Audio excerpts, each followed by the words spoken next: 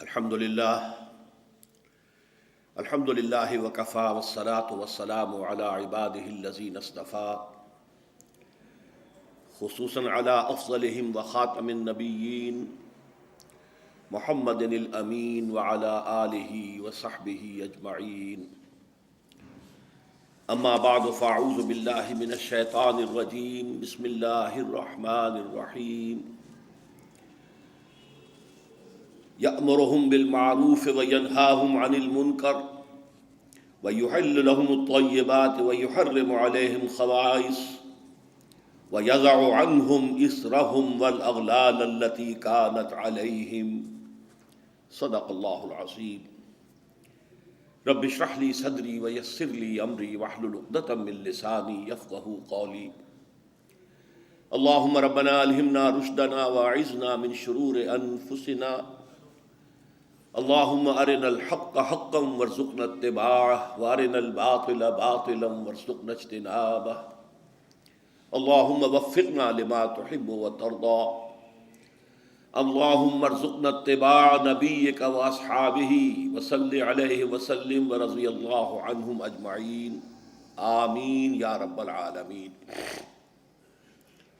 حضرات، آپ کو معلوم ہے کہ آج اس خطاب جمعہ ہی میں در حقیقت ایک خطبہ نکاح بھی ادا ہوگا، اور خاص طور پر شادی بیاہ کی جو تقریبات ہیں ان کے ضمن میں جو اصلاحی تحریک ہم نے شروع کی ہے، اور جس کے لیے اس وقت اس ملک میں خاص طور پر صوبہ پنجاب میں ایک خاص موقع پیدا ہو گیا ہے کہ کھانوں پر جو پابندی لگائی گئی تھی ان میں اب ون ڈش کی حد تک جو ہے وہ اجازت دی گئی ہے۔ تو اس حوالے سے اس میں کچھ اور مزید تجاویز ہیں کہ جو میں چاہتا ہوں کہ ہماری اصلاحی تحریک کے حوالے سے لوگوں کے سامنے آ جائیں۔ ہو سکتا ہے کہ یہ موقع جو ہے اس کے لیے مناسب ہو اور اجتماعی سطح پر کچھ فیصلے اچھے ہو جائیں۔ میں نے ابھی جو آیت مبارکہ بلکہ اس کا ایک حصہ تلاوت کیا ہے، یہ لمبی آیت ہے، آیت نمبر 157 سورہ اعراف۔ اس میں نبی اکرم صلی اللہ علیہ وسلم کی شان میں بعض چیزیں بیان ہوئی ہیں۔ یأمرہم بالمعروف وینہاہم عن المنکر۔ حضور کا ایک کام یہ ہے کہ آپ لوگوں کو حکم دیتے ہیں نیکی کا اور روکتے ہیں بدی سے۔ دوسرا، وَيُحِلُّ لَهُمُ الطَّيِّبَاتِ وَيُحَرِّمُ عَلَيْهِمُ الْخَبَائِثَ۔ ان پر حلال قرار دیتے ہیں پاکیزہ چیزوں کو، اور حرام قرار دیتے ہیں بری چیزوں کو، خبیث چیزوں کو، ناپاک چیزوں کو۔ تیسرا فعل، وَيَضَعُ عَنْهُمْ إِصْرَهُمْ وَالْأَغْلَالَ الَّتِي كَانَتْ عَلَيْهِمْ۔ اور لوگوں پر جو بوجھ لدے ہوئے ہیں اور جو ان کے گردنوں میں طوق پڑے ہوئے ہیں ان سے ان کو آزادی عطا کرتے ہیں۔ یہ نبی اکرم صلی اللہ علیہ وسلم کی شان میں 3 باتیں ہیں جو اس آیت میں آئی ہیں۔ اس کے بعد فرمایا گیا فَالَّذِينَ آمَنُوا بِهِ وَعَزَّرُوهُ وَنَصَرُوهُ وَاتَّبَعُوا النُّورَ الَّذِي أُنزِلَ مَعَهُ أُولَٰئِكَ هُمُ الْمُفْلِحُونَ۔ تو جو لوگ ان پر ایمان لائیں گے، ان کا احترام اور اعزاز کریں گے، ان کی مدد کریں گے، اور جو نور ان کے ساتھ نازل کیا گیا ہے اس کی پیروی کریں گے، تو وہی فلاح پانے والے ہوں گے۔ اللہم ربنا اجعلنا منہم، اللہم ربنا اجعلنا منہم، آمین یا رب العالمین۔ اب یہ جو میں نے 3 چیزیں بیان کی ہیں، اس وقت ان میں سے صرف ایک کے بارے میں مجھے گفتگو کرنی ہے۔ باقی پاکیزہ چیزوں کو حلال کرنا، خبیث چیزوں کو ناپاک کرنا ہمارے علم میں ہے، اس میں کوئی وضاحت کی اس وقت ضرورت نہیں۔ نیکیوں کا حکم دینا، بدی سے روکنا بالکل واضح ہے۔ یہ اسر اور اغلال کیا ہیں کہ جن سے نبی اکرم صلی اللہ علیہ وسلم نے نوع انسانی کو نجات دی ہے؟ یہ اسر و اغلال در حقیقت مذہبی اعتبار سے اور سماجی اعتبار سے ایسے بوجھ ہوتے ہیں جو لوگ اپنے اوپر خود لاد لیتے ہیں۔ ایک تو احکام شریعت ہیں، ان کی پیروی تو لازمی ہے۔ کوئی فوت ہو گیا ہے تو آپ نماز جنازہ پڑھیں گے، اس کی تدفین ہوگی، لیکن یہ کہ اب اس پر آپ نے تیجا رکھ لیا، 10واں رکھ لیا، 40واں رکھ لیا، برسی رکھ لی، یہ سب آپ نے اپنے اوپر بوجھ لاد لیے۔ یہ خام خواہ کا بوجھ لوگوں کے اوپر، جو دولت والے ہیں ان کو تو کوئی بات نہیں، ان کو تو اپنی دولت کے اظہار کا موقع ملتا ہے، لیکن غریبوں کے لیے بوجھ بن گیا، کسی نہ کسی درجے میں خانہ پوری انہیں کرنی پڑے گی۔ تو یہ جو رسومات و بدعات ہوتی ہیں، یہ در حقیقت نوع انسانی کے لیے بوجھ بن جاتے ہیں کہ جن سے نجات دلانا بھی نبی اکرم صلی اللہ علیہ وسلم کا ایک فرض منصبی تھا۔ اسی طرح کا معاملہ شادی بیاہ کے اندر ہے۔ سادہ ترین تقریب، جو کم سے کم چیزیں کہ جو سنت رسول صلی اللہ علیہ وسلم سے ثابت ہیں اور تعامل صحابہ رضی اللہ تعالی عنہم اجمعین سے ثابت ہیں، اس پر اکتفا کرنے کی بجائے اس میں نئی تقریبات، ایک دعوت کی بجائے 5 6 دعوتیں ہو رہی ہیں، اور لوگ خرچ کر رہے ہیں، اسراف بھی ہو رہا ہے، تبذیر بھی ہو رہی ہے۔ پھر میں عرض کروں گا دوبارہ، جو کروڑ پتی ہیں ان کے لیے تو یہ اپنی دولت کے اظہار کا موقع ہوتا ہے کہ ہم بڑے دولت مند ہیں۔ غریبوں کے لیے یہ اسر اور اغلال بن جاتے ہیں، انہیں بھی خیال ہوتا ہے میری بھی بچی ہے، میں اس کے ہاتھ پیلے کر رہا ہوں، وہ کیا سوچے گی، فلاں کی شادی ہوئی تھی، کس طرح وہ کوٹھی بقعہ نور بنی ہوئی تھی، میرے والد کو اتنی بھی توفیق نہ ہوئی کہ کچھ بجلی کے جو ہے میرے گھر کے اوپر بھی جو ہے وہ چراغ روشن ہو جاتے، وہاں اتنی بڑی دعوت ہوئی تھی لیکن ان کو اتنی بھی توفیق نہ ہوئی کہ انہوں نے کچھ لوگوں کو کھانا کھلا دیا ہوتا۔ لہذا انسان کرتا ہے اور مجبوراً کرتا ہے۔ یہ اسر اور اغلال جو ہیں، ان سے نجات دلانا بھی در حقیقت جو نبوی مشن ہے، ان الفاظ کے روح سے حضور کے مقصد بعثت میں شامل ہے۔ چنانچہ میں نے، آپ کو معلوم ہے کہ اصل تو اپنی زندگی لگائی ہے قرآن مجید کی طرف لوگوں کو دعوت دینے میں، اور کچھ عملی جد و جہد کے ایک ایسی جماعت تیار کی جائے کہ جو اس ملک کے اندر اسلامی نظام کو قائم کرنے کے لیے میدان میں آ سکے۔ یہ تو میرا اصل فنکشن رہا ہے، میرا اصل موضوع رہا ہے، میرے سارے اور بیشتر اوقات اس کام میں لگے۔ ساتھ ہی میں نے 1973 سے یہ شادی بیاہ کے ضمن میں جو اسر اور اغلال ہم نے اپنے اوپر ڈال لیے ہیں، بوجھ لاد لیے ہیں اور گلے میں طوق پہن لیے ہیں، ان سے اس معاشرے کو آزاد کرانے کی کوشش جو میرے نزدیک نبوی مشن کا ایک حصہ ہے، میں نے اس کا بھی آغاز کیا تھا۔ اب اس کے ضمن میں آپ سے تمہیداً میں یہ عرض کروں کہ یہ احساس صرف میرا نہیں تھا، بہت سے لوگوں کا رہا ہے کہ بہت اسراف شروع ہو گیا ہے، بہت تبذیر ہو رہی ہے، یہ جو ایک طومار ہے جو رسومات کا، اس میں وقت صرف ہوتا ہے، آنا جانا بیٹھنا وہاں، اس میں کتنا ہمارا قیمتی وقت لگ جاتا ہے۔ پھر کراچی میں خاص طور پر محسوس ہوا کہ اب کوئی بارات جا رہی ہے، اس کے ساتھ کچھ لوگ خود ہی ویسے ہی شامل ہو گئے۔ اب ظاہر بات ہے کہ وہاں کوئی آئیڈینٹی کارڈ جو ہے وہ لے کر تو داخلہ نہیں ہوتا۔ نتیجہ یہ ہے کہ انتظام کیا تھا 500 کا، آگے 1000، اور پھر وہ ایک پینک، اب فوراً جاؤ لاؤ کہیں سے کھانا لاؤ، کیا کرو۔ تو اس لیے انہوں نے پھر یہ شروع کیا کہ نکاح مسجد میں ہو، لیکن یہ کہ اس کے بعد وہ جو گھٹی میں پڑی ہوئی تھی باتیں، نکاح تو مسجد میں ہو گیا، پھر کسی ہوٹل کے اندر جا کر جو ریسیپشن بھی کر لیا۔ تو گویا کہ وہ انہوں نے صرف اپنے لیے ایک انتظامی سی سہولت بہم پہنچائی تھی، حقیقت میں کوئی بنیادی تبدیلی واقع نہیں ہو سکی۔ لیکن ضیاء الحق صاحب کا ذکر میں خاص طور پر کروں گا کہ انہوں نے اس سلسلے میں کوشش کی تھی، تعداد بھی مقرر کر دی، اس سے زیادہ مہمان نہ ہو اور بھی اس سے زیادہ خرچ نہ ہو، غالباً 5000 روپے کی کوئی مقدار متعین کی گئی تھی اگر میں غلط نہیں مجھے یاد ہے۔ لیکن ہوا کیا اس کا، چونکہ انہیں اپنی سیاسی مصلحتوں کے تحت وڈیروں کی شادیوں میں شرکت کرنی پڑتی تھی جہاں ہزاروں مہمان ہوتے تھے، وہاں گویا کہ ان کے آرڈیننس کی دھجیاں ان کی نگاہوں کے سامنے بکھرتی تھیں۔ تو اب ظاہر بات ہے کہ اگر آپ خود شریک ہو رہے ہیں تو آپ کا آرڈیننس تو ختم ہو گیا، اس سے کوئی نتیجہ حاصل نہیں ہوا۔ تیسری بات یہ ہے اس میں، اور یہ بڑی اہم ہے، اس کو سوچئے کہ اس کے ضمن میں دلیل صرف ایک دے جاتی رہی، سادگی ہونی چاہیے، سادگی ہونی چاہیے، کفایت شعری ہونی چاہیے، کفایت شعری ہونی چاہیے۔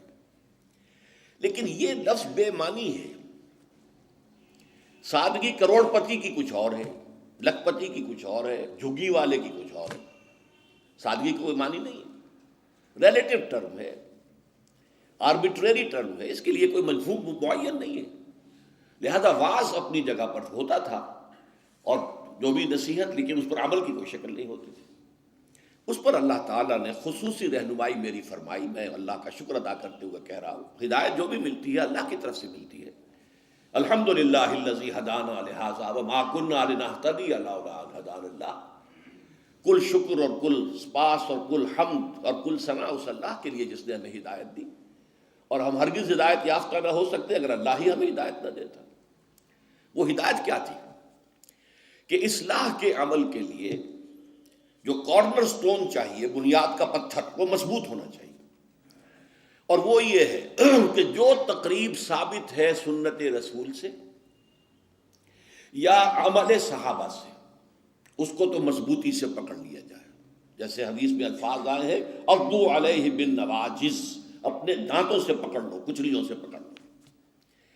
لیکن جس تقریب کا، جس رسم کا کوئی ثبوت نہ ملے، نہ حضور کے عمل سے نہ صحابہ کے تعامل سے، اس کو پھر پوری بے دردی کے ساتھ اور پوری جرت کے ساتھ، جرت رندانہ کے ساتھ اس کی جڑ کاٹ دینی چاہیے. اس میں کمی نہیں ہے. کمی بیشی تو پھر وہی الفاظ ہو جائیں گے ریلیٹیو ٹرم میں، کتنی کمی کتنی کمی ہے. نہیں، اسے جڑ سے اکھڑ دیا. اس چیز کو، اس اصول کو سامنے رکھ کر، اور یہ اصول اس حدیث سے ماخوذ ہے جس میں حضور نے فرمایا تھا کہ میری امت کے 73 فرقے ہو جائیں گے، 72 جہنمی ہوں گے، ان میں سے ایک ہوگا کہ جو جنت میں جائے گا. وہ پوچھا گیا کہ وہ کون سا ہوگا؟ فرمایا ما انا علیہ و اصحابی. وہ فرقہ یا وہ جماعت یا وہ لوگ جو میرے اور میرے صحابہ کے طرز عمل کی پیروی کریں. ان کا نام چاہے ایک نہ ہو، ان کا طرز عمل یہ ہو کہ وہ میرے اور میرے صحابہ کی پیروی کریں. اسی پر ماخوذ ہے یہ، اسی پر مبنی ہے. تو اس کے ضمن میں ہم نے جو اصلاحات تجویز کی ہیں اس میں سب سے پہلی اصلاح یہ ہے کہ نکاح مسجد میں ہونا چاہیے. یہ بات جو ہے شروع میں تو لوگوں کو عجیب سی لگی، لیکن جو دلائل میں نے دیے وہ اتنے کنونسنگ تھے کہ الحمدللہ اس کو تو لوگوں نے بہت جلد قبول کر لیا. ہمارے لیے سب سے بڑی دلیل کیا ہے کہ حضور کا قولی حکم ہے اعلنوا ھذا النکاح واجعلوہ فی المساجد. نکاح کا اعلان عام کیا کرو اور مسجدوں میں منعقد کیا کرو. یہ جامع ترمذی شریف کی روایت ہے. اگرچہ ٹھیک ہے، علماء کا کہنا یہ ہے کہ یہاں جو وجعلوہ جو فعل امر ہے یہ وجوب کے لیے نہیں ہے، استحباب کے لیے ہے، لازم نہیں ہے. امر دونوں طرح کا ہوتا ہے، مستحب ہے، بہتر ہے. تو سوال یہ کہ بہتر کو کیوں چھوڑیں؟ جس کو محمد رسول اللہ نے بہتر قرار دیا ہو اسے کیوں چھوڑیں؟ کس دلیل سے چھوڑیں؟ ہمیں لازماً اختیار کرنا چاہیے. پھر میں نے عرض کیا حضور کی بیٹیوں کے نکاح مسجد میں ہوئے تو ہمارے ہاں کون ہے وہ چودھری اور وہ سرمایہ دار تو جو سمجھے کہ میری بیٹی کی تو توہین ہو جائے گی اس کا نکاح مسجد میں ہو؟ یہ صرف باتیں سمجھانے کے لیے ہوتی. حضور کی محبت ہر مسلمان کے دل میں ہے، لیکن کسی نے ادھر توجہ دلائی ہی نہیں تو لوگ کیا کریں؟ اس میں علماء کی فیلیور ہے سب سے بڑی. اور اس کی وجہ کیا ہے؟ وجہ یہ ہے کہ ہمارے مولوی عام طور پر کمی کاری ہوتے ہیں، ملازم ہوتے ہیں. دیہات میں تو ان کی حیثیت کمی کاروں سے زیادہ ہوتی ہی نہیں. وہ چودھریوں سے کیسے کہیں؟ عام شہروں میں بھی مساجد کی جو مینیجنگ کمیٹیز ہوتی ہیں وہ تو سرمایہ داروں پر، لوگوں پر، اونچے لوگوں پر ملتوی ہوتی ہیں. ان سے کیسے کہیں؟ لہٰذا یہ حدیث جو ہے بیان نہیں کی گئی. حدیث موجود ہے ترمذی شریف کی، اعلنوا ھذا النکاح واجعلوہ فی المساجد. میں نے اس حدیث کا حوالہ دیا تو لوگوں کی آنکھیں کھل گئی. جب کہا دیکھو اگر فاطمہ الزہرا رضی اللہ تعالی عنہا کا نکاح مسجد میں ہو سکتا ہے تو کس کی بیٹی زیادہ عزت والی ہے حضرت فاطمہ الزہرا رضی اللہ تعالی. تیسری بات میں نے اور دی دلیل، اور اس میں غیرت کو ابھارا کہ دیکھو عیسائیوں نے اب تک اپنے چرچ اور اپنے پادری کی یہ عزت برقرار رکھی ہے. ان کی شادی چرچ میں ہوگی، کہیں نہیں ہوگی. پرنسس ہو، پرنس ہو، وہیں جائے گا. اور اس میں مجھے ایک واقعہ یاد آتا ہے، جب شادی ہونے والی تھی پرنس اینڈریو کی، اس کی بیوی کا سارا فرگوسن جو نام تھا، اور وہ ذرا نٹکھٹ قسم کی لڑکی، کیا عورت تھی پوری. تو اس نے یہ کہا تھا، اس کا بیان آیا تھا I will not say, I'm not a timid type of woman. I won't say I will obey him. اس سے مجھے معلوم ہوا کہ ان کے نکاح کے اندر یہ قول بھی ہوتا ہے کہ پادری کے سامنے چرچ میں کھڑے ہو کر، چونکہ ان کے ہاں پردہ نہیں ہے، لڑکا اور لڑکی دونوں آمنے سامنے کھڑے ہو کر ایجاب و قبول کرتے ہیں، اور لڑکی یہ بھی کہتی ہے کہ میں اس کی تابع داری کروں گی۔ اس نے کہا میں نہیں کہوں گی، یہ کہنا تو پڑا، اس کے بغیر وہ پرنس اینڈریو کی دلہن نہیں بن سکتی تھی، شادی جو ہے وہ تو بہرحال چرچ میں ہوئی۔ ہمارا مولوی بیچارہ بغل میں دبا کر وہ رجسٹر اور بیٹھا سوکھ رہا ہوتا ہے، بارات تو ابھی آئی نہیں ہے، 2 گھنٹے گزر گئے، بیٹھا ہوا، یہ اس کی حیثیت ہے ملازم کی۔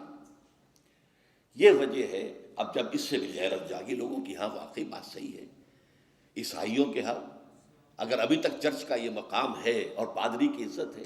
چوتھی دلیل میں نے اور دی، دیکھو نکاح سے کیا ہوتا ہے کہ ہمارے اس معاشرے میں ایک نئے خاندان کی بنیاد پڑتی ہے، اس کے لیے دعا کرنا، خیر برکت بھلائی سعادت، یہ اس نکاح کا جز ہوتا ہے۔ لکھتے بھی ہیں کہ دعا میں شریک ہو۔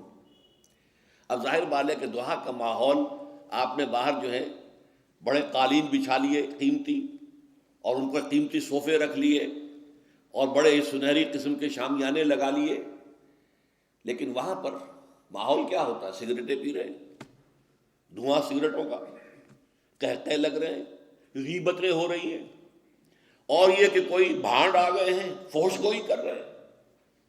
اس حال میں کوئی شخص جو ہے کونے میں بیٹھے ہوا مولوی صاحب جو من من من من من کر کے وہ کچھ پڑھتے ہیں اور کہتے ہیں دعا کر لو۔ اب دعا کیا خاک کر لو؟ دعا کے لیے ماحول ہوتا ہے، دل کی آمادگی ہوتی ہے، ذہنی اور نفسیاتی تیاری ہوتی ہے، تب دعا ہوتی ہے۔ یہ ماحول ہمارا، اس میں ہم نماز کے لیے جمع ہوئے ہیں، جمعے کے لیے جمع ہوئے ہیں، مسجد ہے، پاک ماحول ہے، لوگ اپنی اپنی حد تک اچھے کپڑے پہن کے آئے ہیں، اور اس کے اندر عطر بھی لگایا ہے، حضور کی سنتیں ہیں یہ، اس طرح جمعے کی تیاری کیا کرو۔ اس ماحول کے اندر کوئی دھواں نہیں ہے سگریٹ کا، کوئی قہقہے نہیں ہے، کوئی غیبتیں نہیں ہو رہی ہیں، کوئی بکواس نہیں ہو رہی ہے، یہاں دعا کا ماحول ہے۔ تو یہ 4 دلیلیں ایسی تھیں کہ جو قاطع تھیں اور ہیں الحمدللہ۔ تو پہلی بات کہ مسجد کے اندر نکاح کی محفل منعقد کی جائے، اس کے لیے میں سمجھتا ہوں کہ ذرا سی تعلیم اور تلقین اگر ہو جائے، اور اگر حکومت کی سطح پر یہ کام ہو، ابھی تک تو یہ میں انفرادی طور پر ہو چکے ہیں، اب اس کو 30 برس میں نے جدوجہد کی ہے، ہماری تحریک کے تحت ہوئی ہے، اگر کہیں یہ سرکاری سطح پر حکومت کی سطح پر ہو جائے تو یقیناً یہ ہے، میں کہتا رہا ہوں کہ بھئی برادریوں کے سطح پر فیصلہ کرو چلو، لیکن سرکاری سطح پر ہو جائے تو کیا کہتے ہیں۔ نمبر 2، شادی کے موقع پر لڑکی والوں کی طرف سے کسی دعوت کا کوئی ثبوت نہیں، بلکہ اصل میں تو اصول سمجھ لیجئے، فلسفی کیا ہے اسلام کی۔ شادی کے معاملے میں لڑکی والوں پر کوئی بوجھ نہیں آنا چاہیے، سارا خرچہ لڑکے کے ذمہ۔ اب آپ غور کیجئے، شادی لڑکے کی ضرورت بھی ہے، لڑکی کی ضرورت بھی ہے۔ لڑکے کی زندگی بھی نامکمل ہے بیوی کے بغیر، لڑکی کی زندگی بھی نامکمل ہے شوہر کے بغیر، دونوں کی برابر ضرورت ہے۔ لیکن مرد مہر دیتا ہے، عورت مہر لیتی ہے، کیوں؟ مرد کی قوامیت، اور یہ علامت ہے کہ مرد طالب ہے، عورت مطلوب ہے۔ یہ مہر کوئی قیمت نہیں ہے، معاذ اللہ، بعض اوقات بعض نکاح خواہ کہہ دیتے بعوض اتنے مہر کے میں نکاح میں دیتا ہوں، یہ بڑا غلط لفظ ہے۔ بس مہر کا اعلان کیا جائے اتنا مہر ہے، بعوض نہیں، یہ کوئی اس کی قیمت نہیں ہے، کوئی خریداری نہیں ہو رہی ہے، لیکن یہ ہے کہ علامت ہے، ٹوکن ہے۔ ایسا بھی مہر مقرر کیا گیا، کسی کے پاس دینے کو کچھ نہیں تھا، حضور نے فرمایا اچھا اپنی اس بیوی کو اتنی سورتیں قرآن کی پڑھا دینا، یہ بھی مہر ہو گیا۔ تو یہ چیز ہے کہ طالب ہے لڑکا، اور اس کا گھر آباد ہونا ہے۔ لڑکی کا معاملہ جو ہے وہ اس کے برعکس ہے، اس پر کوئی بوجھ نہیں آنا چاہیے، اس کے ماں باپ نے پال پوس کر تمہارے حوالے کر دی، شرم کرو کہ اس کے بعد تمہیں کچھ مزید چاہیے اس سے بڑی بات کیا ہے؟ لہذا لڑکی والوں کی طرف سے دعوت طعام کا کوئی ثبوت نہیں، اس کی جڑ کٹنی چاہیے، زیرو، کوئی مشروب بھی نہیں، کوئی اور نہیں۔ بلکہ آپ کو معلوم ہے نکاح کی محفل میں چھوارے کون لے کے آتا ہے؟ لڑکے والے۔ اور پھر پلاؤ متنجن کس سے کھاتے ہیں؟ ذرا دیکھیے کس قدر یہ مزہ کا خیز صورت ہے۔ فرض کیجئے گئے ہیں آپ کسی کے گھر پر جا کر، لڑکی کے گھر پر جا کر نکاح ہو رہا، نکاح ہو گیا، اب چھوارے جو ہے لڑکے والوں کی طرف سے، اور اس کے بعد دعوت ہو رہی ہے، پلاؤ متنجن بریانی کس کی طرف سے؟ لڑکی والوں۔ عقل کے ناخن لو، تو کیا چھوارے نہیں وہ بانٹ سکتا تھا جس نے تمہیں مرغ پلاؤ کھلایا؟ یہ کیوں ہے؟ اس کو سمجھیے۔ ہمارے ہاں دو تہذیبیں گڑبڑ ہو گئی، ایک اسلامی تہذیب اور اس کا تقاضا، ایک ہماری جو پرانی ہندوانہ تہذیب ہے اس کے اثرات چل رہے ہیں۔ ہماری تہذیب کا یہ ہے کہ لڑکا خرچ کرے گا اور وہ چھوارے لے کر آئے گا۔ ہندوانہ تہذیب ہے یہ دعوت لڑکی والوں کی طرف سے، یہ ہماری نہیں ہے۔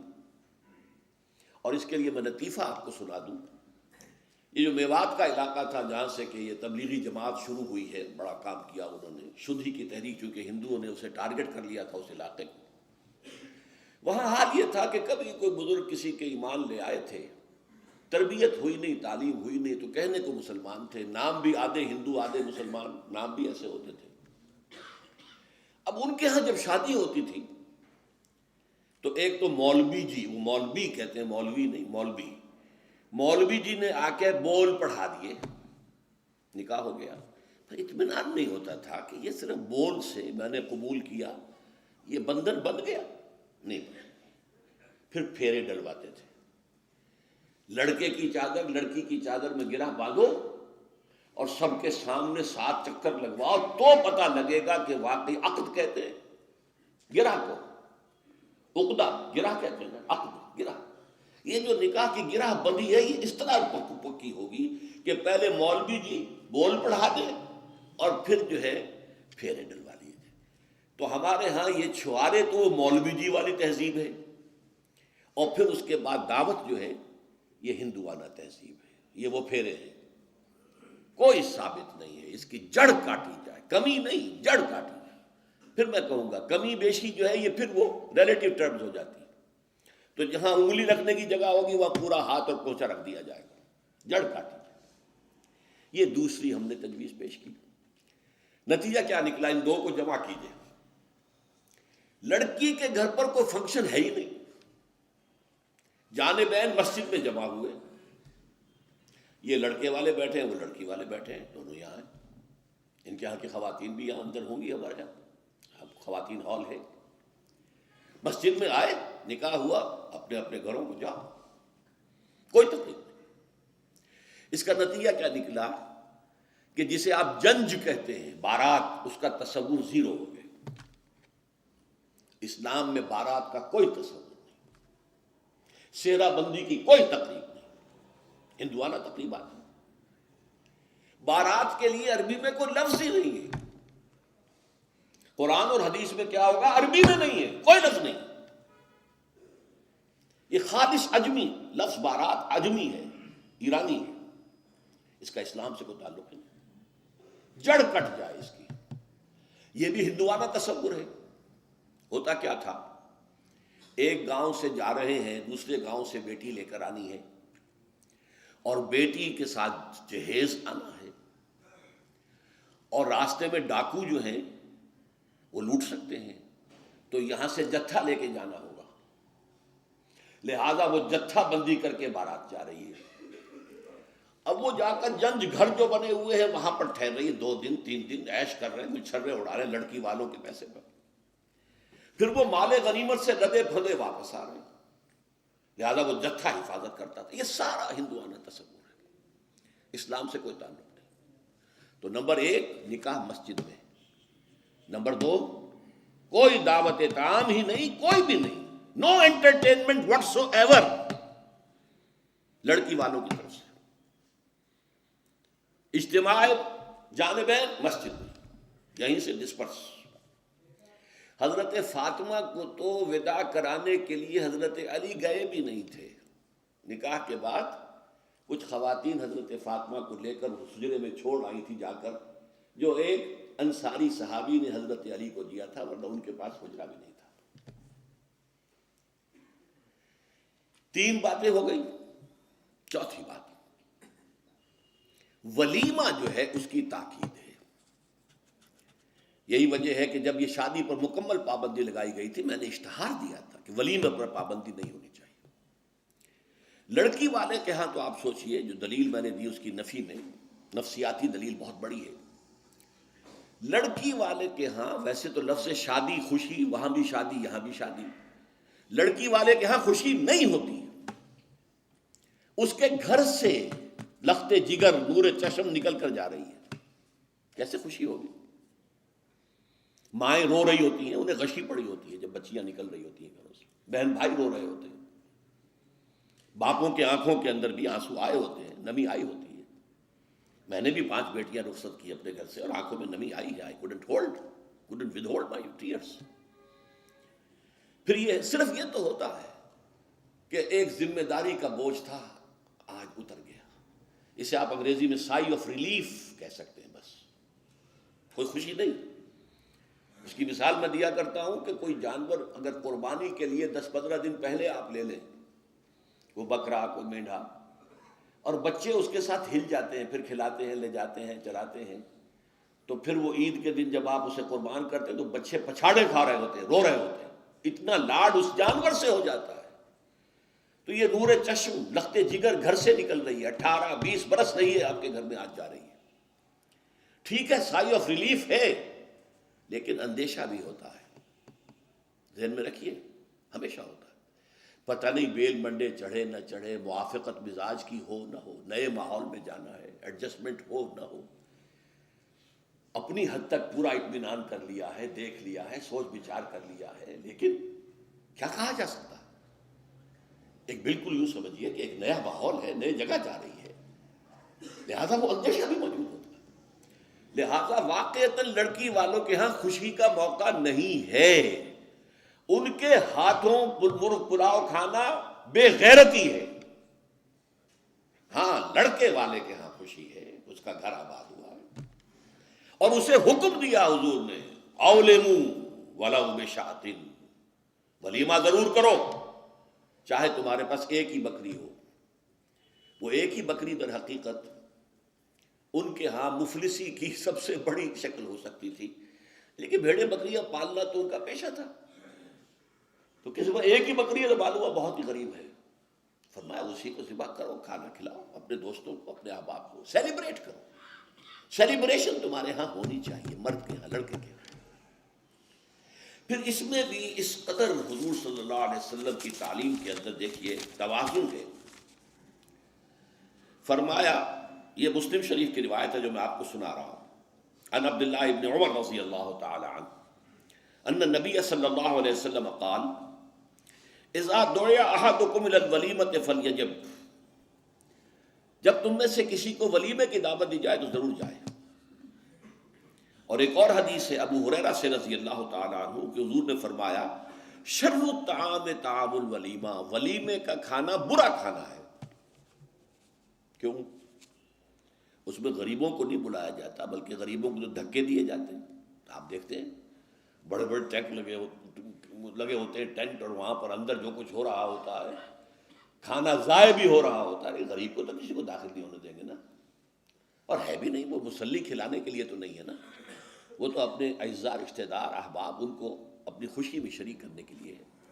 تو حضور نے فرمایا شر الطعام طعام الولیمہ، لیکن اس کے باوجود من لم یجب الدعوہ فقد عصى اللہ ورسولہ، جو شخص ولیمے کی دعوت قبول نہیں کرے گا اس نے گویا کہ اللہ اور اس کے رسول کی نافرمانی کی. اب آپ سوچئے، جس نبی نے ہمیں اتنی تفصیل سے ہدایت دی دعوت ولیمہ کی، اگر لڑکی والوں کے ہاں کسی دعوت کے اندر کوئی خیر ہوتا ذرہ بر، تو کیا حضور ہمیں اس سے محروم رکھتے ہیں صلی اللہ علیہ وسلم؟ تو چوتھی بات جو میں نے عرض کی کہ ولیمہ کیا جائے. ہاں البتہ ون ڈش کی پابندی لگائی جا سکتی ہے، بالکل لگائی جا سکتی ہے. اسراف اور تبذیر کو روکا جا سکتا ہے۔ اسراف کسے کہتے ہیں؟ اسراف کہتے ہیں ضرورت کی جگہ پر ضرورت سے زائد خرچ کرنا۔ عام اپنے گھر کے کھانے میں بھی ایک سے زیادہ ڈش پکانا، ایک سے زیادہ کھانا حضور کے نزدیک نہایت ناپسندیدہ ہے۔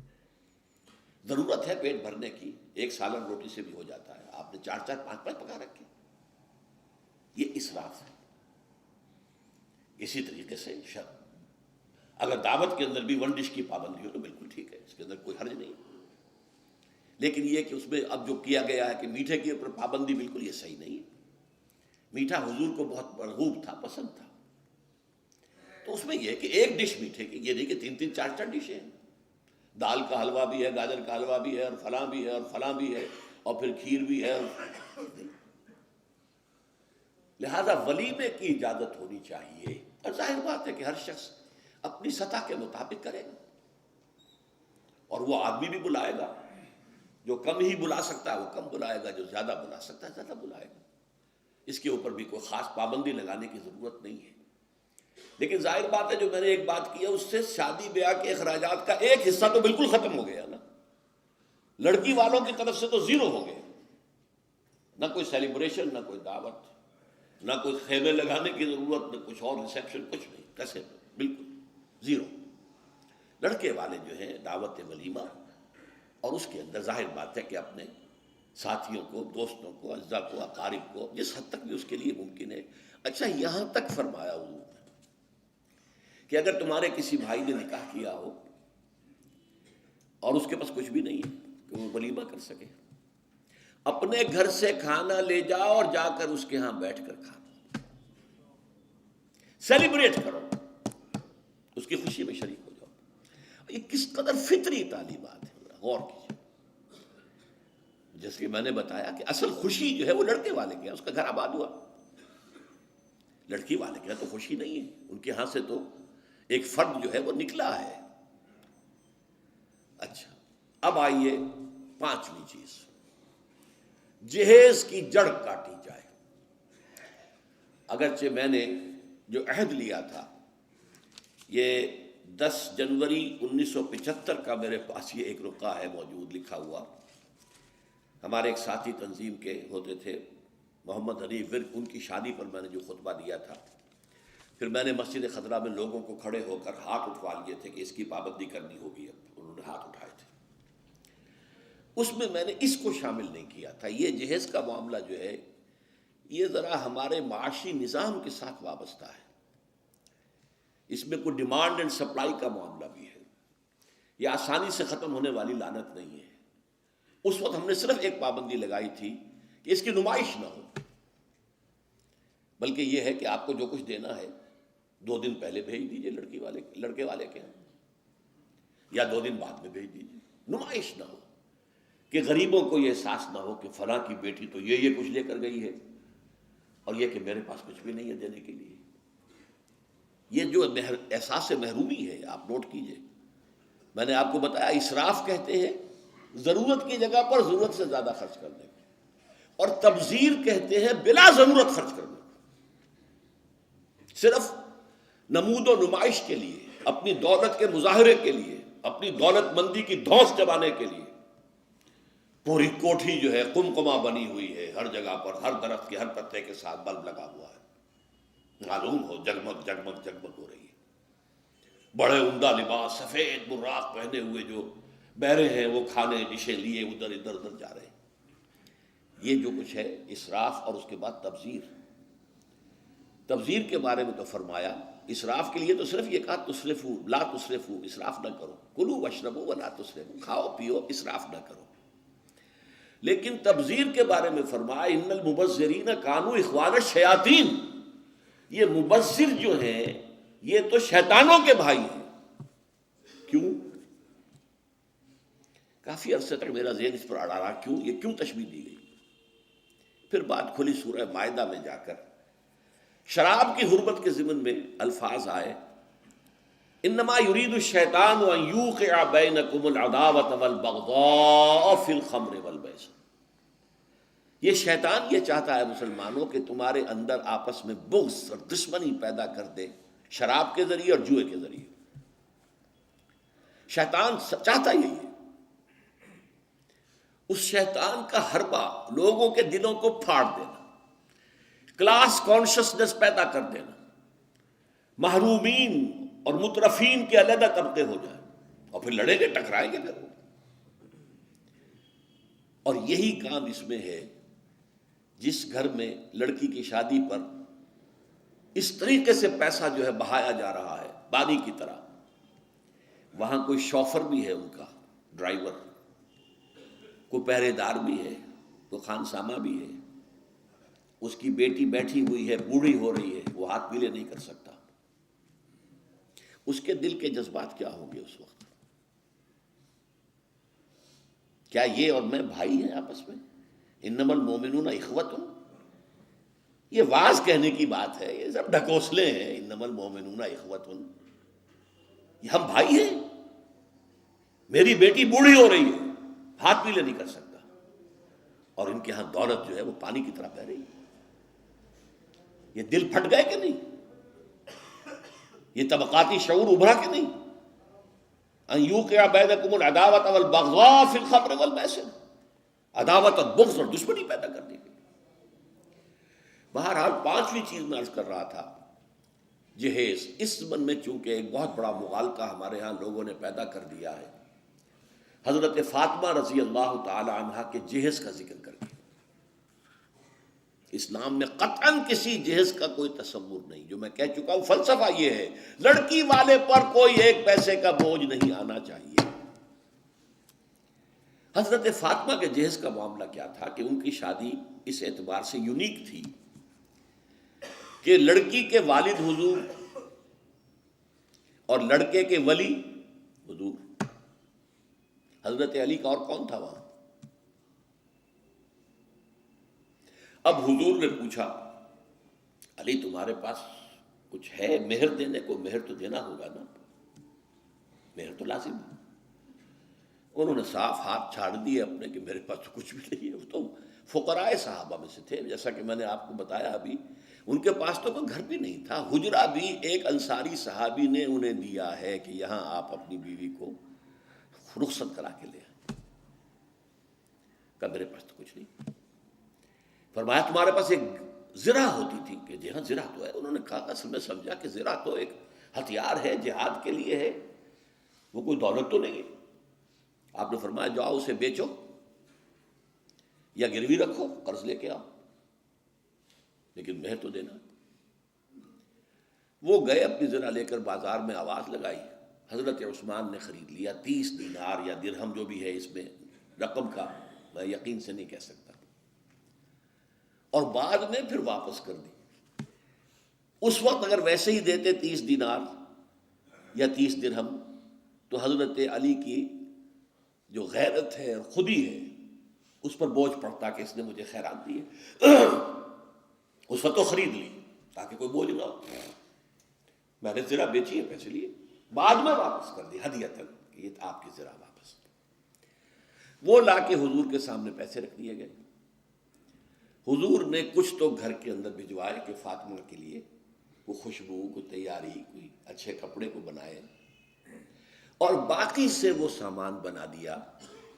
ایک گدا جس میں کھجور کی چھال بھری ہوئی تھی، 2 تکیے کھجور کی چھال کے، ایک مشکیزہ پانی لانے کے لیے کنویں سے، ایک چکی جو یا گندم جو بھی ہوگی پیسنی ہوگی، 1-2 معمولی سے برتن، بس.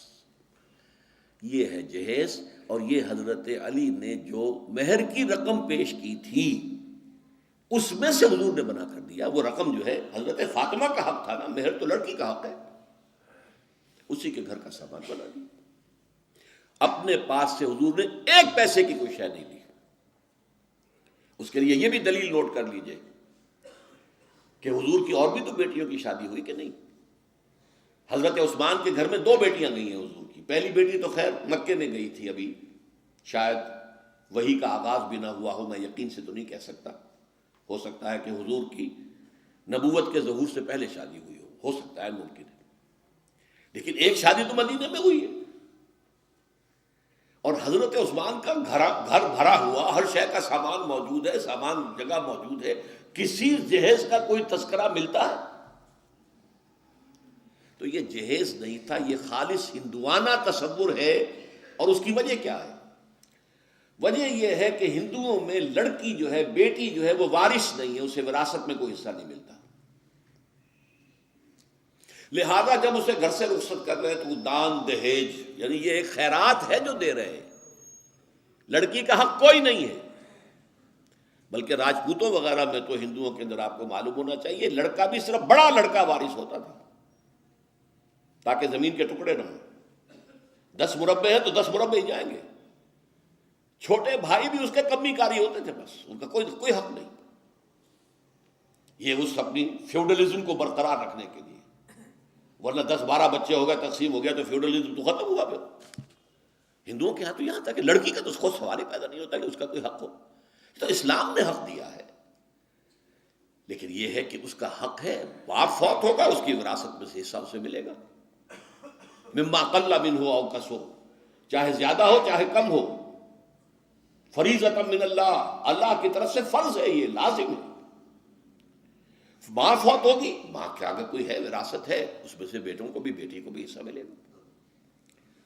لہذا یہ ہندوانہ تصور جو جہیز کا ہے، ویسے تو یہ کہ سرکاری سطح پر تو اگر اس کی کوئی مہم چلے اور محنت ہو اور جد و جہد ہو تو اس کی جڑ کاٹی جا سکتی ہے، لیکن بہرحال ہم نے جو عہد لیا تھا اور جس پر کہ ہم نے پابندی کرائی ہے وہ یہ ہے کہ کم سے کم اس کی نمائش نہ ہو، دکھایا نہ جائے، تاکہ یہ کہ وہ کچھ محرومی کا تصور جو ہے لوگوں کے اندر پیدا نہ ہونے پائے۔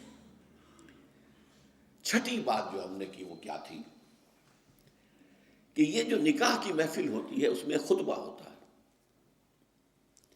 یہ خطبہ کس لیے ہوتا ہے؟ رسم پوری کرنے کے لیے، کوئی منتر جنتر ہے؟ یہ خطبے کا مقصد ہوتا ہے تلقین، نصیحت، وعظ، تعلیم۔ اس کو نوٹ کیجئے، اس زمانے میں نہ کالج، نہ اسکول، نہ مدرسے، نہ اخبار، نہ کتابیں، نہ رسالے، نہ آڈیو، نہ ویڈیو، نہ ٹی وی، نہ کچھ، نہ ریڈیو۔ تعلیم کا ایک ہی طریقہ تھا، جہاں بھی مسلمان جمع ہوتے تھے کسی خوشی کی تقریب یا غمی کی تقریب میں، وہاں حضور خطبہ دیتے تھے۔ ایک خطبہ جمعہ تو تھا ریگولر، خطبہ عیدین ریگولر، باقی جہاں مسلمان جمع ہو گئے ہیں خوشی کی تقریب میں یا کسی غمی کی تقریب میں، وہاں خطبہ دینا۔ یہ خطبے کا مقصد تعلیم، تلقین، وعظ، نصیحت۔ اب ظاہر بات ہے کہ یہ تعلیم اور تلقین اور نصیحت تو اس وقت کارگر ہو جب کہ وہ ہماری سمجھ میں آئے، ورنہ تو رسم رہ گئی رسم ازا، روح بلالی نہ رہی، فلسفہ رہ گیا، تلقین غزالی نہ رہی، تو رسم ہے۔ لیکن اس رسم کی جو کوتاہی ہے، اس کی کمی کو پورا کرنے کے لیے ہم نے کیا کیا؟ خطبہ جمعہ ہوتا ہے کہ نہیں؟ عربی میں ہوتا ہے، زبان یار من عربی ومن عربی نمیدانم، ہمیں کیا پتہ کیا پڑھا جا رہا ہے، لیکن اس کی تلافی کرتے ہیں کہ اس سے پہلے کوئی وعظ، کوئی نصیحت، کوئی تقریر کرتے ہیں کہ نہیں کرتے؟ کیوں کرتے ہیں؟ تاکہ جو مقصد اصل خطبے کا تھا وہ خطبے سے حاصل نہیں ہو رہا ہے، تو کم سے کم یہ ہے کہ اس کی تلافی کسی درجے میں ہو جائے۔ ما لا یدرک کلہ لا یترک کلہ، جو چیز بتمام و کمال حاصل نہ کی جائے بالکل چھوڑ بھی نہ دی جائے، کسی نہ کسی درجے میں اس کا کام باقی رکھنا چاہیے۔ لہذا ہم نے چھٹی چیز جو ہے وہ یہ کی کہ خطبہ نکاح کا ترجمہ اور مفہوم تھوڑا سا بیان کیا جائے۔ اور خطبہ آپ کو معلوم ہے خطیب کھڑے ہو کر دیتا ہے، یہ بیٹھ کے نہیں ایک کونے میں بیٹھے ہوئے ہیں اور بس ایسا پڑھ رہے ہیں جیسے کہ دولہا کو سنانا مقصود ہے، اور دولہا کے فرشتوں کو بھی پتہ نہیں کیا پڑھا جا رہا ہے، اس کا تو کوئی فائدہ نہیں، یہ تو رسم ہے جو ہو رہی ہے۔ تو خطبے کے اندر ہم نے یہ چیز شامل کی، خطبہ پڑھا جائے وہی مسنون محمد الرسول اللہ صلی اللہ علیہ وسلم، لیکن اس کے اندر جو آیات ہیں، احادیث ہیں، ان کا کوئی ترجمہ، کوئی وضاحت کر دی جائے۔ تو اب میں اس وقت وہ کام کر رہا ہوں اس نکاح کے لیے جو آج اس وقت یہاں ہونا ہے، کہ خطبہ مسنونہ جو نکاح کا ہے وہ اب میں پڑھ رہا ہوں۔ الحمدللہ الحمد للہ نحمده ونستعینه ونستغفره ونؤمن به ونتوکل علیہ ونعوذ باللہ من شرور انفسنا ومن سیئات اعمالنا من يهده الله فلا مضل له ومن يضلله فلا هادي له ونشهد ان لا اله الا الله وحده لا شريك له ونشهد ان محمدا عبده ورسوله صلی اللہ علیہ وسلم. اما بعد فاعوذ باللہ من الشیطان الرجیم بسم اللہ الرحمن الرحیم. یا ایھا الذین آمنوا اتقوا اللہ حق تقاتہ ولا تموتن الا وانتم مسلمون. یا ایھا الناس اتقوا ربکم الذی خلقکم من نفس واحدۃ وخلق منها زوجها وبث منہما رجالا کثیرا ونساء واتقوا اللہ الذی تساءلون به والارحام ان اللہ کان علیکم رقیبا. یا ایھا الذین آمنوا اتقوا اللہ وقولوا قولا سدیدا یصلح لکم اعمالکم ویغفر لکم ذنوبکم ومن یطع اللہ ورسولہ فقد فاز فوزا عظیما. صدق اللہ العظیم. وقال النبی صلی اللہ علیہ وسلم النکاح من سنتی وقال صلی اللہ علیہ وسلم من رغب عن سنتی فلیس منی وقال صلی اللہ علیہ وسلم اعلنوا هذا النکاح واجعلوه في المساجد او كما قال صلی اللہ علیہ وسلم. میں اس کی وضاحت کیا کرتا ہوں. آج اب وقت بہت کم رہ گیا ہے، صرف ترجمہ کروں گا اس وقت. اس خطبے کے 3 حصے ہیں، 2 حصے مسنون ہیں، تیسرے کا اضافہ علماء نے کیا ہے. پہلا مسنون حصہ وہ ہے جو حضور ہر خطبے میں پڑھتے تھے، خطبہ جمعہ، خطبہ عید، کہیں لشکر بھیج رہے ہیں تو خطبہ دے رہے ہیں تو اس میں بھی. اور وہ در حقیقت ہمارے ایمان اور اسلام کا خلاصہ ہے کہ گویا کہ تجدید ایمان اور تجدید اسلام ہم کر رہے ہیں جبکہ وہ خطبہ محفل میں پڑھا گیا. ترجمہ کیا ہے؟ کل حمد، کل ثنا اللہ کے لیے. ہم بھی اسی کی ثنا اور حمد کرتے ہیں، اسی سے مدد مانگتے ہیں، اسی سے اپنے گناہوں کی معافی چاہتے ہیں، اسی پر ہمارا یقین ہے، اسی پر ہمارا توکل ہے، اسی کی پناہ ہم طلب کرتے ہیں اپنے نفسوں کی شرارتوں سے اور اپنے اعمال کی برائیوں سے. جس کو وہ ہدایت دے دے اسے کوئی گمراہ نہیں کر سکتا. اللہم ربنا اجعلنا منہم، اللہ ہمیں ان میں شامل کرے. اور جس کی گمراہی پر اس کی مہر لگ جائے اسے کوئی ہدایت نہیں دے سکتا. ربنا لا تجعلنا منہم. اور ہم سب گواہ ہیں اس بات کے کہ اللہ کے سوا کوئی معبود نہیں، وہ تنہا ہے، اس کے ساتھ کوئی شریک نہیں. اور ہم سب گواہی دیتے ہیں کہ محمد صلی اللہ علیہ وسلم اس کے بندے اور رسول ہیں. یہ ہے ایمان اور اسلام کا خلاصہ. محفل میں پڑھا گیا سب کی طرف سے ایمان کی تازگی، تجدید. ایمان کی ہم نے گویا کہ اسلام کی تجدید کر لی. اس کے بعد 4 آیتیں حضور نے چنی ہیں، ایک سورہ آل عمران سے، ایک سورہ نساء سے، 2 سورہ احزاب سے. انتخاب ہے محمد کا صلی اللہ علیہ وسلم. اور بنیاد یہ معلوم ہوتی ہے کہ تقویٰ کی تلقین، اللہ سے ڈرو، اللہ سے ڈرو. تمہیں پیش ہونا ہے اس کے سامنے، اپنے ایک ایک عمل کا حساب دینا ہے، بدلہ مل کر رہے گا.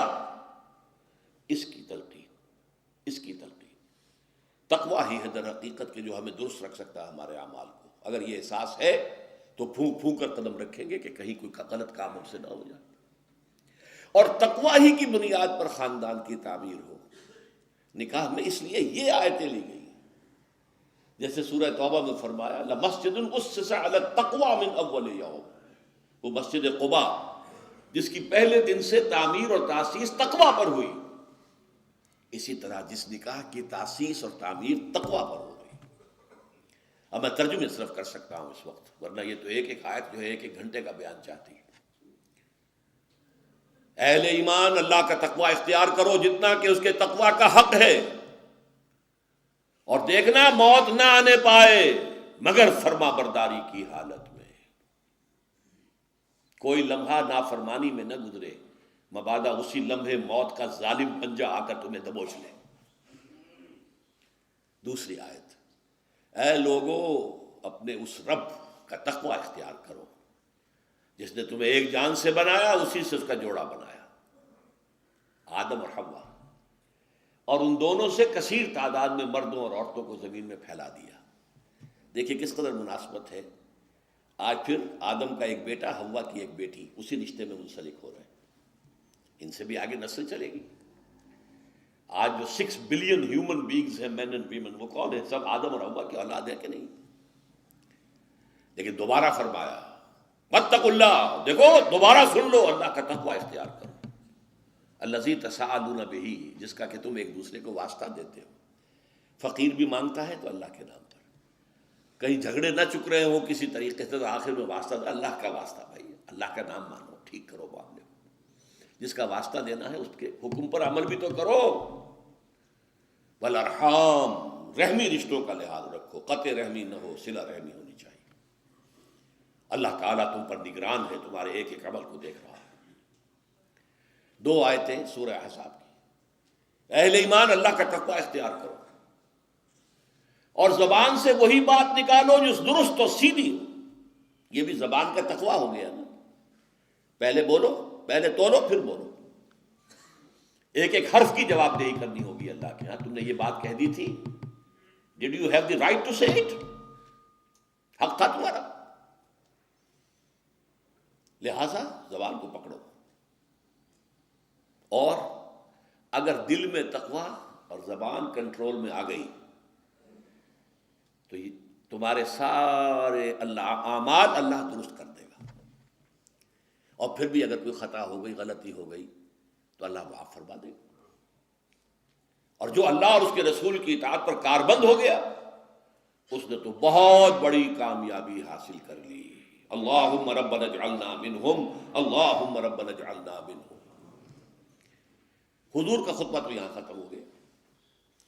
اب حدیثیں عام طور پر 2 پڑھی جاتی ہیں، میں نے 3 کر دی۔ پہلی حدیث النکاح من سنتی، شادی کی ترغیب ہے تجرد کے خلاف۔ یہ جو بعض مذاہب میں ہے کہ شادی نہ کرنا جو ہے یہ گویا کہ اعلیٰ روحانی زندگی ہے، نہیں، لا رحمانیت فی الاسلام، فطرت کے تقاضوں کے خلاف نہ چلو، جائز راستے سے اپنی فطرت کے تقاضے کو پورا کرو۔ النکاح من سنتی۔ دوسری حدیث ہے من رغب عن سنتی فلیس منی، جس کو میری سنت پسند نہیں ہے تو اس کا مجھ سے کوئی تعلق نہیں۔ وہ نہ سمجھے اپنے آپ کو کہ میں امتی ہوں محمد کا صلی اللہ علیہ وسلم۔ اور یہ سنت پوری زندگی میں حضور کے طرز عمل کی پیروی کا نام ہے۔ سنتیں چھوٹی بھی ہیں، بڑی بھی ہیں۔ چھوٹیوں میں سب سے بڑی، نوٹ کر لیجیے میرے الفاظ، داڑھی کی سنت ہے، چھوٹی سنت ہے، ان میں سب سے بڑی ہے۔ یہ بھی سنت ہے کہ مسجد میں داخل ہو تو داہنا پاؤں آگے آئے، بایاں نہ آئے، بعد میں بایاں آئے، یہ بھی سنت ہے۔ چھوٹی سنتوں میں سب سے بڑی داڑھی کی سنت ہے۔ البتہ بڑی سنت کیا ہے؟ حضور نے وحی کے آغاز کے بعد سے لے کر اس حیات دنیاوی کے آخری سانس تک 2 کام کیے، اللہ کے دین کی دعوت و تبلیغ، اور اللہ کے دین کو قائم کرنے کے لیے جہاد اور قتال۔ یہ ہے بڑی سنت، سب سے بڑی سنت، سب سے بڑی سنت، سب سے بڑی سنت۔ جیسے آج کل آپ کہتے ہیں macro economics and micro economics, تو میکرو سننا تو یہ ہے دین کی دعوت و تبلیغ اور اللہ کے دین کو قائم کرنے کے لیے جہاد و قتال۔ تیسری حدیث جو ہے جس پر عمل ہو ہی رہا ہے، اعلنوا ھذا النکاح واجعلوہ فی المساجد، نکاح کا اعلان عام کیا کرو، مسجدوں میں منعقد کیا کرو۔ اب میں چاہتا ہوں کہ بس نکاح کیا ہے یہ بھی سمجھ لیجئے۔ ایک لڑکے اور ایک لڑکی کے مابین ایک معاہدہ ہے۔ عیسائیوں میں آپ کو معلوم ہے لڑکا لڑکی دونوں سامنے کھڑے ہوتے ہیں، اس لیے کہ ان کے ہاں پردہ نہیں ہے۔ ہمارے ہاں پردہ ہے، تو چاہے آپ نے لڑکی کے گھر جا کر نکاح کیا ہو، لڑکی محفل میں تو نہیں ہوتی نا، لہذا لڑکی کا ایک وکیل ہوتا ہے جو اجازت لے کر آتا ہے، اور 2 گواہ اس کے ہوتے ہیں کہ اس نے اجازت حاصل کر لی ہے واقعتاً۔ گویا کہ لڑکا اصالتاً حاضر ہے، یہ عدالت ہے، اس وقت ایک عدالت کے سامنے یہ معاہدہ ہو رہا ہے، تو لڑکا اصالتاً موجود، لڑکی وکالتاً موجود ہے اس وقت پوٹینشلی اپنے وکیل کے ذریعے سے۔ وکیل جو ہے اجازت دیتا ہے نکاح خواہ کو، یا تو وہ خود ہی نکاح پڑھا دے، ٹھیک ہے، ورنہ وہ اجازت دیتا ہے کسی کو جو اتھارٹی اس کے پاس ہے، جو لے کر آیا اجازت، وہ کہتا ہے کسی کو اور وہ تجویز کرتا ہے، پیشکش کرتا ہے، لڑکا قبول کر لیتا ہے، اللہ اللہ خیر صلی اللہ۔ عزیزم محمد عمران، اب آپ کھڑے ہو جائیں اینڈ فیس دی آڈینس، ادھر آ جائیں۔ عزیزم محمد عمران اکرام ولد محمد اکرام، میں عزیزہ آمنہ یونس بنت محمد یونس کو ان کے وکیل اور چچا محمد مبشر کی اجازت سے آپ کے نکاح میں دیتا ہوں۔ مہر 20,000 روپے مالیت کے طلائی زیورات کی شکل میں کل کا کل اسی وقت ادا ہو جائے گا۔ آپ نے قبول کیا؟ قبول کیا۔ الحمدللہ۔ دوبارہ سن لیجئے، محمد عمران اکرام ولد Muhammad Ikram, super town Walton road, Lahore cantt. میں نے عزیزہ آمنہ یونس بنت محمد یونس کو ان کے چچا اور وکیل محمد مبشر کی اجازت سے آپ کے نکاح میں دیا۔ مہر 20,000 روپے مالیت کے طلائی زیورات کی شکل میں کل کا کل اسی وقت ادا ہو جائے گا۔ آپ نے قبول کیا؟ قبول کیا۔ الحمدللہ۔ بیٹھیے، اب دعا مانگ لیجیے۔ الحمدللہ الذی ہدانا لہذا وما کنا لنہتدی لولا ان ہدانا اللہ۔ کل حمد، کل سپاس، کل ثنا، کل تعریف اللہ کے لیے ہے جس نے ہمیں ہدایت عطا فرمائی۔ ہم ہرگز ہدایت یافتہ نہ ہو سکتے اگر اللہ ہی ہمیں ہدایت نہ دیتا۔ ربنا لا تزغ قلوبنا بعد اذ ہدیتنا وہب لنا من لدنک رحمۃ انک انت الوہاب۔ پروردگار، جو ہدایت تو نے عطا فرمائی ہے اب اس پر استقامت عطا فرما، اب ہمارے دلوں کو کج نہ ہونے دے۔ اللہم صل علی عبدک و نبیک و رسولک و حبیبک محمد وبارک وسلم وصلی وسلم علی جمیع الانبیاء والمرسلین وعلی ملائکتک المقربین وعلی عبادک الصالحین وعلینا معہم یا ارحم الراحمین۔ اللہم بارک فی ھذا النکاح، اللہم بارک فی ھذا النکاح، اللہم بارک فی ھذا النکاح۔ اے اللہ، اس نکاح میں برکتیں، سعادتیں دین اور دنیا کی عطا فرما۔ اللہم الف بین قلوبہما، اللہم حبب بینہما۔ اے اللہ، اس نکاح کے جانبین کے دلوں میں آپس میں ایک دوسرے کے لیے محبت اور الفت پیدا کر دے۔ اللہم وافق بینہما، اے اللہ ان کے مزاجوں میں موافقت پیدا کر دے۔ اللہم اجعلہما مسلمین لک ومن ذریتہما امۃ مسلمۃ لک۔ پروردگار، ان دونوں کو بھی اپنا فرما بردار بندہ اور بندی بنائے رکھ، اور ان کی اولاد میں سے بھی فرما بردار بندے اور بندیاں اٹھائی ہوں۔ ربنا تقبل منا انک انت السمیع العلیم وتب علینا انک انت التواب الرحیم، وصلی اللہ تعالی علی خیر خلقہ محمد وآلہ واصحابہ اجمعین برحمتک یا ارحم الراحمین۔